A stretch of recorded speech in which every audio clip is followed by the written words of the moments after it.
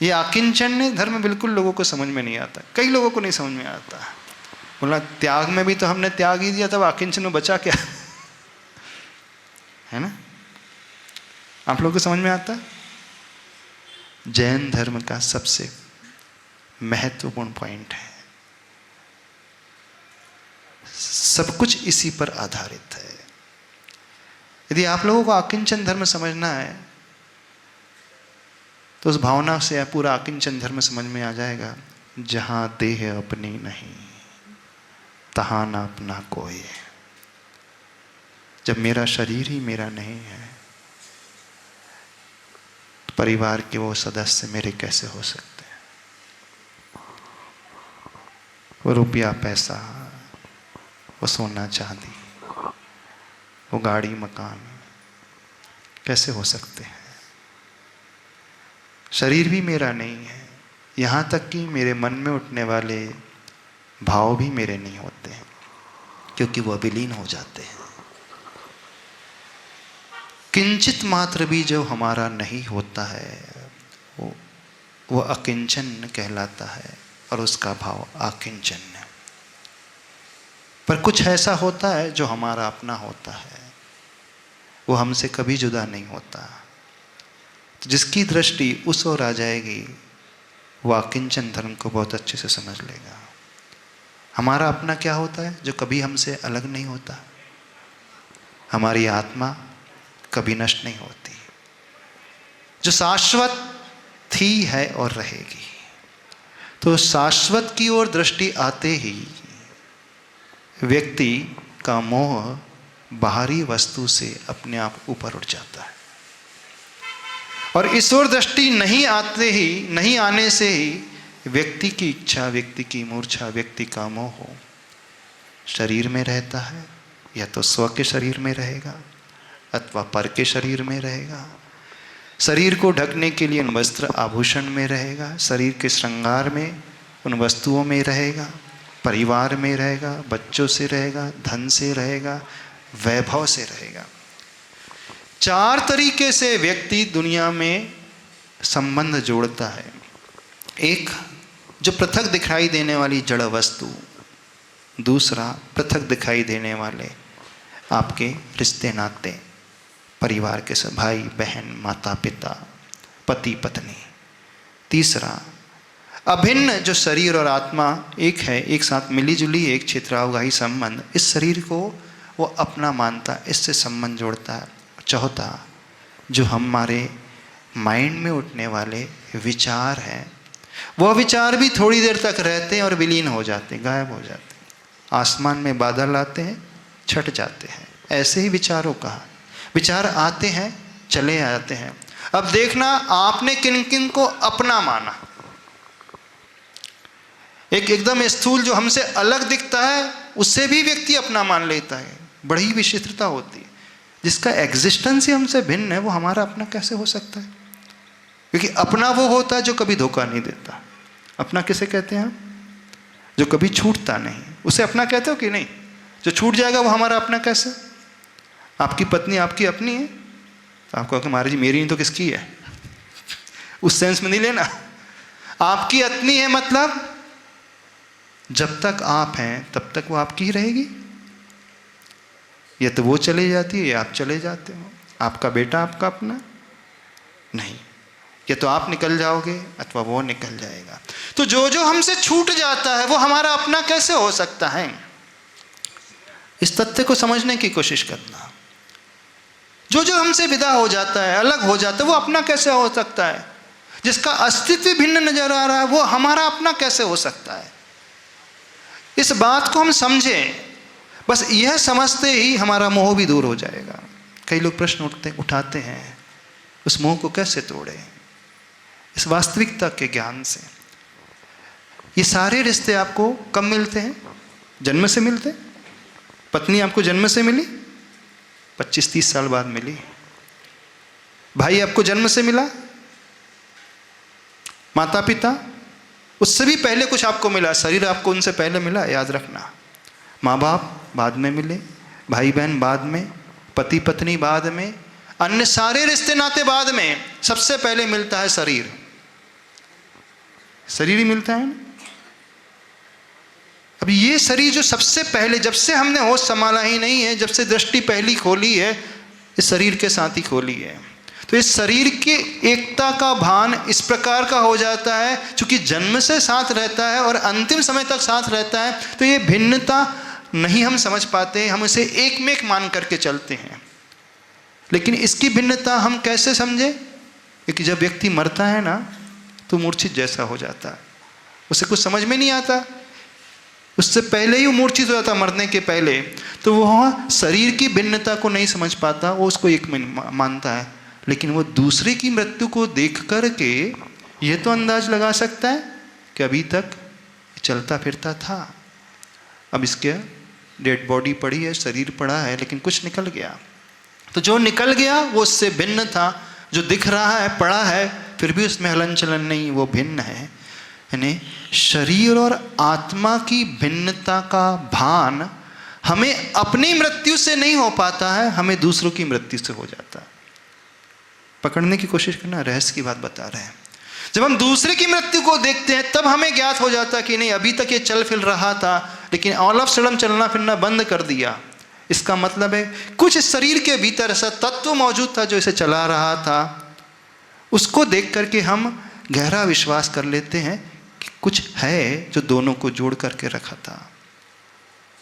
अब फिर उसके बाद हम अपना चिंतन करते हैं, कुछ है मेरे भीतर जो मुझे प्रेरित करता है कि आँख खोलूं मैं, जो मुझे कहता है कि मैं सुनूं उसकी बात को, जो मुझे प्रेरणा देता है हाथ को उठाऊं, जो मुझसे कहता है कि न मैं सोचूं, मैं सूंघूं, मैं बोलूं, मैं खाऊं, मैं सोऊं, मैं बैठूं, मैं उठूं। बिना सोच करके हो जाता है? हाँ, बिना सोचे अबुद्धिपूर्वक भी बहुत कुछ होता है। क्या होता है? आपकी श्वास आप सोच करके नहीं लेते, आपकी आंखों की टिमकार, पलक झपकना आपके बस में नहीं है, आपके कंट्रोल में नहीं है, आपके हृदय का धड़कना बुद्धिपूर्वक नहीं होता है, आपकी नसों का फड़कना, आपकी बॉडी के सारे इंटरनल पार्ट्स ऑटो मोड में हमेशा चलते रहते ना। वो किडनी हमेशा फिल्टर प्लांट का काम करती रहती है कि आप कोई स्विच ऑन करते हो तब फिल्टर का काम करती किडनी, बताओ। वो लीवर जो डाइजेशन करा रहा है, आप संकेत देते हो तब कराता है। वो आपकी आंतें जो हमेशा कॉन्ट्रैक्ट होते रहती हैं, एक्सपांड होते रहती है, उसमें संकुचन होते रहता है, आपके बस में। आपका हृदय, आपका लंग्स, आपका ब्रेन, कुछ है। तो हमारे शरीर में कुछ ऐसी एक्टिविटी जो हमारे ऊपर आश्रित है, यानी हमारी बुद्धिपूर्वक होती है, लेकिन कुछ ऐसी एक्टिविटी हैं, बहुत सारी ऐसी एक्टिविटी, ध्यान से सोचो तो, जो हमारे कंट्रोल के बाहर होती हैं। सोचो आप, आपके शरीर की जितने भी एक्टिविटी, इंटरनल पार्ट्स हैं, उसमें आपका कोई वश नहीं चलता, किसी का वश नहीं चलता। जब आप सो रहे हो तब भी आपका शरीर पूरा काम कर रहा है ना, श्वास अपने आप ले रहे हो आपकी, जबकि निद्रा में हो। जब आप सो रहे हो तो भी पाचन तंत्र पूरा काम कर रहा है, जब आप सो रहे हो किडनी पूरी काम कर रही है, जब आप सो रहे हो लंग्स, लीवर्स, जितने भी हैं इंटरनल पार्ट, सारे के सारे काम करते रहते हैं, जबकि व्यक्ति मूर्छित है। तो कौन उसे चला रहा है? बताओ, सोचो, कौन हमारे हृदय को चलाता है, कौन हमारी नसों को चलाता है, कौन हमारे लीवर है, लंग्स को, किडनी को चलाता है? एक ऐसा तत्व अवश्य है जो चलाता है, और जिसमें हमारा कंट्रोल है हमारी सेंसेस, हमारी इंद्रियां। जब हम बोलते हैं ना, मैं खा रहा हूँ, मैं बोल रहा हूँ, मैं सो रहा हूँ, मैं उठ रहा हूँ, ये हूँ सब बोलते हैं। हिंदी में उसे हूँ बोलते, मराठीमध्ये काय म्हणतात?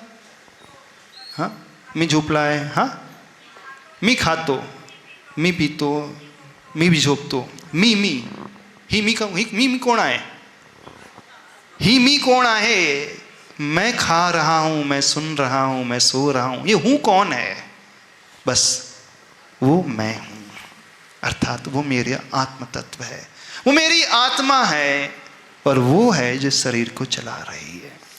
वो आत्मा कभी मुझसे जुदा नहीं हो सकती, वो शाश्वत थी, है और रहेगी। तो जैसे ही ईश्वर दृष्टि आती है, क्षणिक से हमारा सारा मोह जो है भंग हो जाता है। तब हमें ये भान होता है कि नहीं, जिसे मैं अपना मानता आया हूँ वो हम मेरा तो है ही नहीं। बस ये भान होते ही वो ये सोचने लगता है संसार में कुछ भी मेरा नहीं है, किंचित मात्र भी मेरा नहीं है, और कुछ हो भी नहीं सकता, लेकिन कुछ ऐसा है जो मेरा है, वो था और रहेगा, वो मैं हूँ। उस ओर दृष्टि आते ही व्यक्ति का समस्त राग और द्वेष शांत हो जाता है और वह पूर्ण साम्य भाव में आ जाता है। जब हम यह समझ लेते हैं तो समझना हमें आकिंचन धर्म पल्ले पड़ गया। और यह नहीं समझने के कारण व्यक्ति गाफिल होता है, बेटे के लिए मरता है, बेटे के लिए टेंशन करता है, पत्नी के लिए करता है, पति के लिए करता है, शरीर के लिए करता है, दिन भर नहीं जिंदगी भर वह सिर्फ शरीर के लिए दौड़ता है, या तो स्वयं के शरीर के लिए अथवा दूसरे के शरीर के लिए। आप किसके लिए जीते हो? खिलाने पिलाने के लिए, अथवा दूसरों को खिलाने पिलाने के लिए, अथवा विषय भोग के लिए। तो जीवन भर व्यक्ति सिर्फ शरीर के लिए जीता है, यानी पुद्गल के लिए जीता, जो उसे दिखाई दे रहा है, लेकिन उसके बारे में नहीं सोचता जो उसे नहीं दिखाई दे रहा है। जो शरीर को चला रहा है वो शरीर ही है, इस देह को चलाने वाला देह ही है, वो सो मैं हूँ, और वो हमेशा था, है, रहेगा, वो मुझसे जुदा नहीं हो सकता, वही मैं हूँ। थोड़ा और गहराई में जाए तो शरीरी के उस आत्मा के भीतर रहने वाला मेरा जो गुण है, मेरी क्वालिटीज है, वो कभी मुझसे अलग नहीं हो सकती। तो मेरा ज्ञान और दर्शन कभी मुझसे भिन्न नहीं हो सकता। आत्मा ओनर है, मालिक है, स्वामी है, लेकिन उसके आश्रय से रहने वाले, उस द्रव्य के आश्रय से रहने वाले उसके गुण वो कभी नष्ट नहीं हो सकते। हमारा ज्ञान घट बढ़ सकता है, ये बात अलग है, लेकिन ज्ञान कभी नष्ट नहीं हो सकता। तो जो नष्ट नहीं हो सकता वो हमारा है, और जो नष्ट हो रहा है वो क्षण मंगूर है। तो उनसे हमें मोह को तोड़ना है, तो बस इसे हमें समझना है। तो वहां तक पहुंचने के लिए फिर हमें क्या करना है? हमें उस शाश्वत का आलम्बन लेना जिसने अपने आप को पा लिया। इसलिए फिर कहा जाता है उन अरिहंत भगवान की भक्ति करो, उनकी पूजा करो, उनका गुणानुवाद करो, उनके बारे में चिंतन करो, उन्हें ध्यान का विषय बनाओ। तो स्व तक पहुंचने के लिए उस पर का आलम्बन जिसने स्व को पा लिया, ये कहलाता है आकिंचन। इसलिए जो भी हमने अपना मान करके, मेरा मान करके जोड़ करके रखा है, एकदम फेंकेंगे तो नहीं, अलग नहीं कर सकते उससे। ना तो हम अथवा आप लोग अपने रिश्ते नातों को तोड़ सकते हैं, ना ही इस शरीर को निकाल करके फेंक सकते हो, लेकिन दृष्टि से अलग अवश्य कर सकते हो। क्या कर रहे हैं? कह रहे हैं हम प्रत्यक्ष रूप में ना हम शरीर को अलग कर सकते, ना ही अपने कर्तव्य को अलग कर सकते, ना ही रिश्तेदारों को अलग कर सकते, ना परिवार के अन्य सदस्य को अलग कर सकते हैं, लेकिन दृष्टि से अवश्य अलग कर सकते हैं। यही पहचानना, यही जानना आकिंचन है कि दृष्टि में वो मेरे नहीं है, मैं एक कर्तव्य का निर्वाह कर रहा हूँ, व्यवहार में वो मेरे हैं, लेकिन निश्चय में वो मेरे नहीं है। ये भान जैसे हो जाता है, उसके जीने का तरीका बदल जाता है। ऐसा नहीं कि वो व्यवहार शून्य हो जाएगा।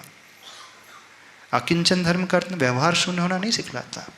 आप जहाँ रह रहे हो, जिनके साथ रह रहे हो, सारे कर्तव्य का पालन करो, लेकिन आपको पता रहना चाहिए कब मुझे इनसे ऊपर उठना है। One should know when to let it go. कितना मुझे करना है, कितना मुझे जुड़ना है, कितना मुझे ऊपर उठना है, कब मुझे ऊपर उठना है, यह भान उसे अवश्य होता है। इसलिए उसके जीवन में कभी विकल्प नहीं आता। सब कुछ करते हुए भी वह नहीं करने वाला होता है, वह जल से भिन्न कमल की भांति रहने वाला होता है। तो जो आकिंचन धर्म को समझ लेता है वो पूरे जीवन को जिएगा, सारे रिश्ते नातों को निभाएगा, परिवार को पालेगा पोषेगा, सारे कर्तव्य का पालन करेगा, लेकिन करते हुए भी अंदर से वो जागृत रहेगा कि मुझे इनसे ऊपर उठना है। ये मेरे हैं नहीं, व्यवहार से मेरे हैं, लेकिन मेरा क्या है? मेरा स्वरूप, मेरा आत्म तत्व और उसके आश्रय से रहने वाले ज्ञान और दर्शन, सुख आदि गुण, श्रद्धा आदि गुण, वो हमारे हैं। बस वो ही जो है होते हमारे होते हैं, वो हमसे कभी पृथक नहीं हो सकते। तो उसके बारे में वो चिंतन करने लगेगा और उसको पाने का वो रास्ता खोजेगा और उस रास्ते पे चलने का पुरुषार्थ करेगा। तो ये धर्म हमें अपने आप तक पहुंचाने का एक मार्ग दिखाने वाले हैं।